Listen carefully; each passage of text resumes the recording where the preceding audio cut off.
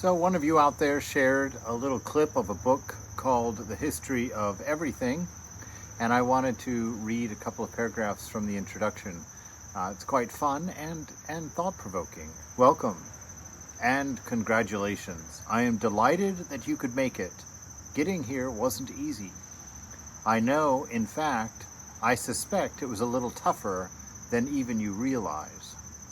To begin with, for you to be here now, trillions of drifting atoms had somehow to assemble in an intricate and curiously obliging manner to create you. It's an arrangement so specialized and particular that it has never been tried before and will only exist this once.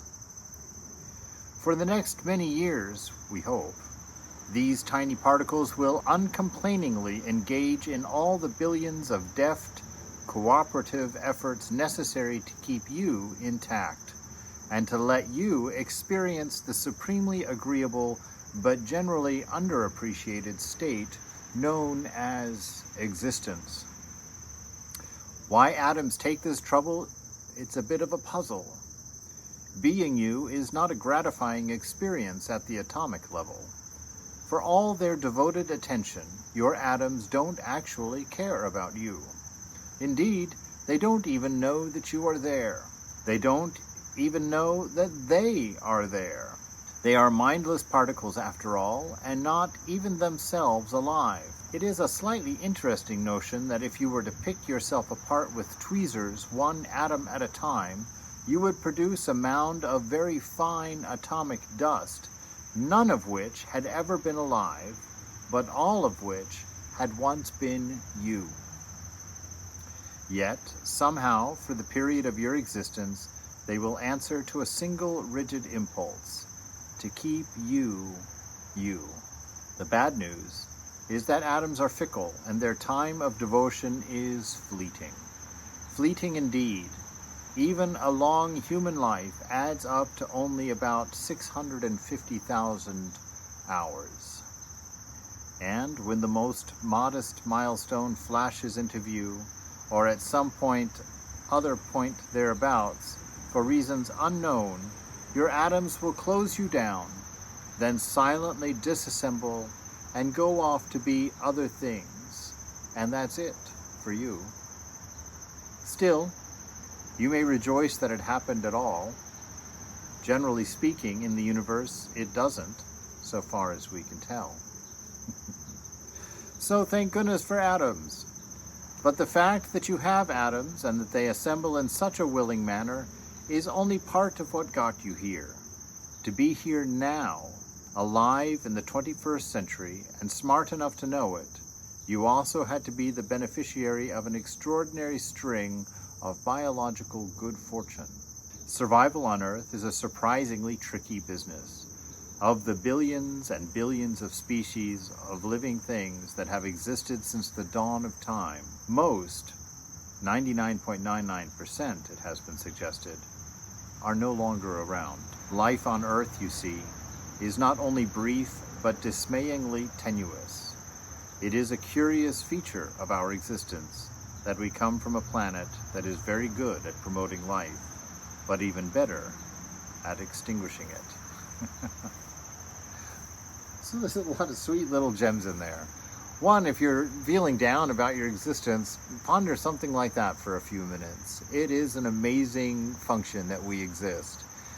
And when you go, there's another place in the book, which I didn't copy and read just for time's sake, where he talks about the distance, the actual space in an atom. You know, that atom is by and large space. There's not really any matter there, hardly at all.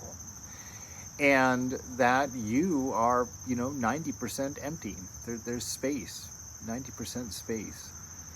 So to think that we're made up of inanimate atoms that have assembled together in some outrageous arrangement, some unbelievably specific arrangement and interaction that allows us, this organism of pieces, to somehow function together as a unit and to manage to carry in it somehow an idea of unity of that multiplicity. Just think of your body as a multiplicity at every level, and you are that unifying factor.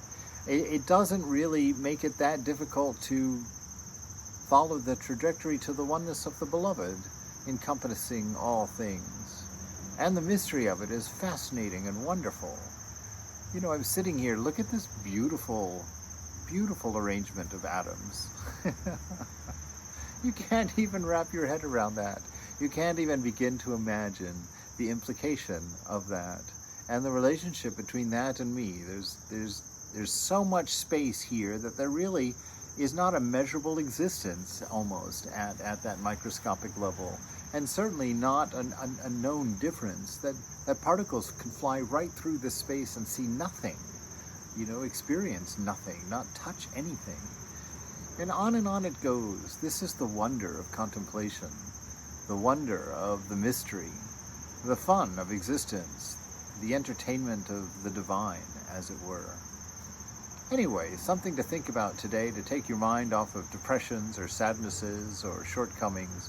There are really things that are far more wondrous than the specifics of our existence. Things that are far more amazing and worthy of our contemplation than our troubles and our shortcomings. You are a miracle. This is a miracle. This is inexplicable at any real level. It's not until we bring those boundaries down really close and tight that we can define the world that we live in. So be free in it. Change your thinking. Move your mind around a little bit. Nothing is set in this moment. You are that moment. Absolutely free, absolutely a wonder, absolutely a mystery. Enjoy it, explore it, learn from it, be open to it.